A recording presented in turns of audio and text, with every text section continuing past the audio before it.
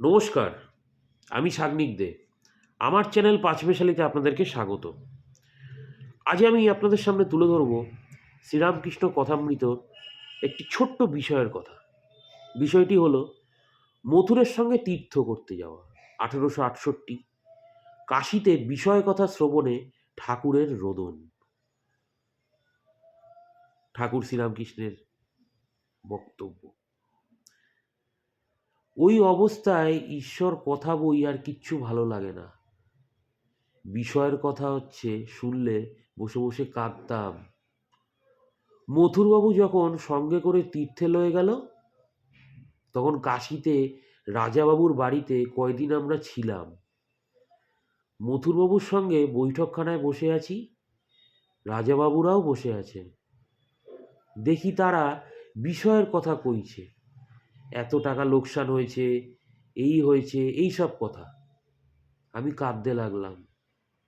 মা, কোথায় আনলে? আমি যে রাসমণির মন্দিরে খুব ভালো ছিলাম, তীর্থ করতে এসেও সেই কামিনী কাঞ্চনের কথা। কিন্তু সেখানে, অর্থাৎ দক্ষিণেশ্বরে, তো বিষয়ের কথা শুনতে হয় নাই। ঠাকুর ভক্তদের, বিশেষত নরেন্দ্রকে একটু বিশ্রাম করিতে বলিলেন। নিজেও ছোট্ট খাটটিতে একটু বিশ্রাম করিতে গেলেন। অর্থাৎ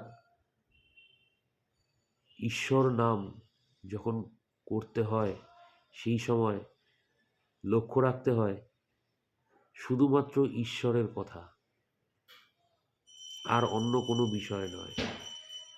ঠাকুর শ্রীরামকৃষ্ণ এই ছোট্ট কথাটি দিয়ে আমাদেরকে আরো একাগ্র হতে বললেন, মনোযোগী হতে বললেন।